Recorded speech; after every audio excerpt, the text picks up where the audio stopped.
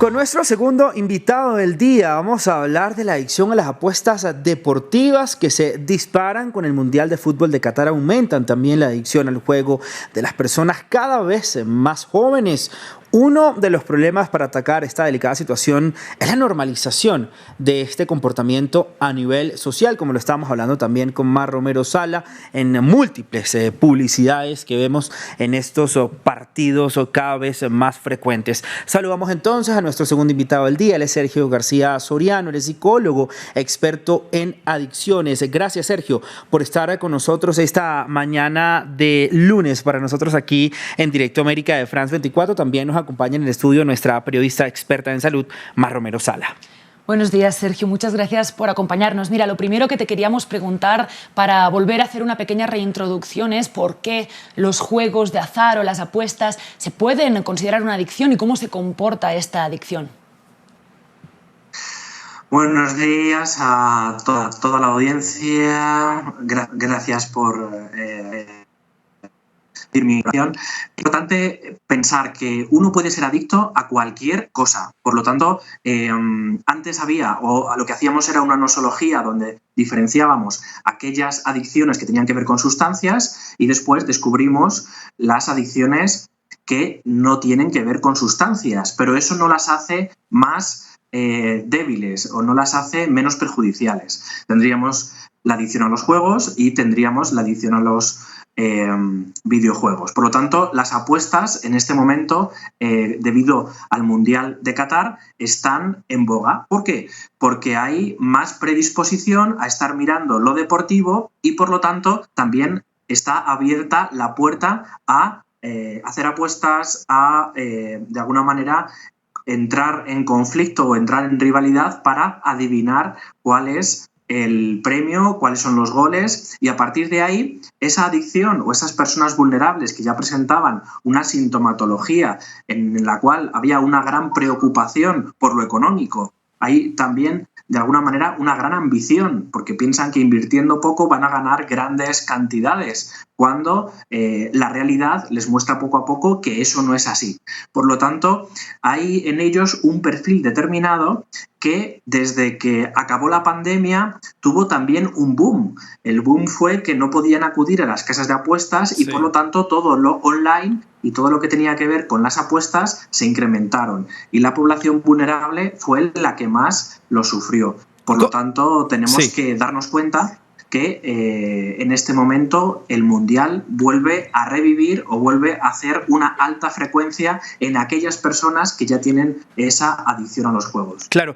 ¿Cómo se puede hacer, Sergio, para atacar esta problemática, ¿no? Teniendo en cuenta que también uno de los principales retos es la normalización del juego, la normalización de las apuestas, sobre todo en los eventos deportivos de gran envergadura, como lo estamos hablando del Mundial, en este caso el Mundial de Qatar? Bueno, estuve leyendo las declaraciones que hacía el ministro de Consumo. Me parece que son las adecuadas. Para que esto no suceda, tenemos que darle poca cobertura a aquello que tiene que ver con las apuestas, de tal manera que sea difícil, sobre todo para las poblaciones más vulnerables, que son nuestros jóvenes. Por lo tanto, lo que no puede ser es que tengan fácil acceso a este tipo de ofertas o de cuestiones. ¿Por qué? Porque ya su vulnerabilidad interna la van a ver potenciada. Por lo tanto, en este momento lo que tiene que suceder es que aquellas personas que son más vulnerables se tienen que hacer una reflexión y tienen que encenderse la señal de alarma. El Mundial es señal de alarma para todos los adictos, más los adictos al juego. Por lo tanto, eso es una medida y otra medida es ver cómo hay que limitar las formas en las cuales las personas tienen un fácil acceso al juego online. Sí, precisamente del online le quería preguntar, ¿no? Cada vez es más fácil acceder a este tipo de apuestas o de comportamientos porque ya no solo necesitas entrar a una casa de apuestas o a un lugar de juego, sino es tan fácil como hacerlo desde el ordenador. Entonces, ¿cómo se puede atacar por el lado online y cómo pues el Internet ha facilitado que se extiendan estos comportamientos? Claro, es interesante ver que en muchas de las páginas deportivas hay links a apuestas. Por lo tanto, lo primero que hay que hacer es un tipo de normativa que impida que cuando estoy leyendo mi diario deportivo favorito en Internet, luego directamente me aparezcan casas de apuestas. Eso lo que hace es que corte la frecuencia y la oportunidad que tiene el joven para entrar dentro de la adicción. Por otro lado, también no tenemos que ser ilusos. El joven que lo padece tiene que saber que en este momento es una crisis para ellos, en el sentido de que van a tener más oportunidades. Y dentro del perfil siempre hay un excesivo consumo de información deportiva. ¿Qué es lo que sucede? Que socialmente, en las próximas semanas, ese excesivo consumo de información deportiva estará bien visto. Por lo tanto, lo que decía anteriormente, una señal de alarma para todos aquellos que han tenido una adicción y una adicción al juego. ¿Qué es lo que sucede? Que cuando yo busco la adrenalina constantemente y la novedad, esto también en las próximas semanas va a ser así. Sí. Por lo tanto, socialmente parecería que se baja la guardia y eso es contraproducente para los adictos. La regularización, Sergio, sería la solución a este problema, y qué tipo de medidas tiene que tomar entonces las autoridades para regular todo este tipo de apuestas, sobre todo apuestas en línea que cada vez van más en aumento. Lo que se está haciendo, hay que no ponérselo fácil, hay que intentar quitar toda la publicidad pertinente, aunque mueva mucho dinero, pero es más importante la salud de nuestros jóvenes o la salud de los más vulnerables. Eso por un lado. Luego, por otro lado, en relación a la normativa, tenemos que ver que para que esto deje de suceder, tampoco puede haber esos links de fácil acceso. También las casas de apuestas en la mayor parte de los barrios y de los barrios populares o de los barrios de clases sociales tampoco tener tienen que tener unos límites y unas normas. No se puede entrar sin DNI, es decir, hay que registrarse, de tal manera que hay que poner una serie de impedimentos o de límites que hagan muralla y que impidan un fácil acceso a esto. Por lo tanto, habría que haber legislación para que las casas de apuestas no estuviesen cerca de los colegios y no pudiesen hacerlo donde quieran y como quieran.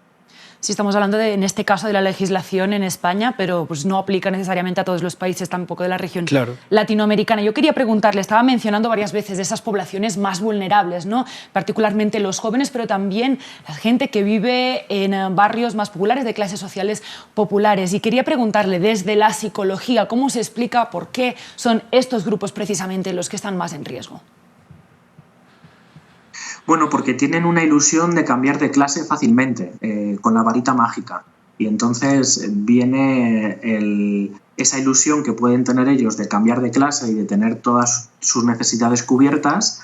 De pronto hay una ilusión que se muestra en el marketing y se muestra en la publicidad, que se la viene a taponar o se la viene a regalar, a dar, sabiendo que o pensando que no es una ilusión, sino que es una certeza. Por lo tanto, van a ser las sociedades populares o las clases populares más frecuente que tengan este padecimiento, que tengan este trastorno. ¿Por qué? Porque sus necesidades a priori no están cubiertas y tienen una gran necesidad de que sean cubiertas aquí ahora, sin tolerar la incertidumbre o sin hacer un proyecto de vida para intentar salir de esa clase social. Por lo tanto, es una ilusión que viene a taponar uno de los pensamientos de la clase social. Claro, muy rápidamente, Sergio, ¿qué podemos hacer nosotros en caso de que una persona cercana entre en estas dinámicas de adicción? Bueno, lo primero sería el que tenemos que encender también nosotros la señal de alarma y decirle, esto no puede ser, necesitas hablar con un especialista. ¿Por qué? Porque te está pasando esto, esto y esto. Tenemos que ser muy concretos, muy claros y que de alguna manera sea con nuestra intervención que le interpelemos y que le digamos que esto no puede ser. Uno cuando está metido y es adicto, lo que hace es que suele abandonar su trabajo, suele abandonar la familia y por lo tanto todo eso le va dando problemas porque el juego es lo más importante en su vida. A partir de ahí, nosotros lo que tenemos que hacer es dar la señal de alarma y llevarle a un especialista y hacerle ver, hacerle de espejo para mostrarle lo que se está convirtiendo su vida.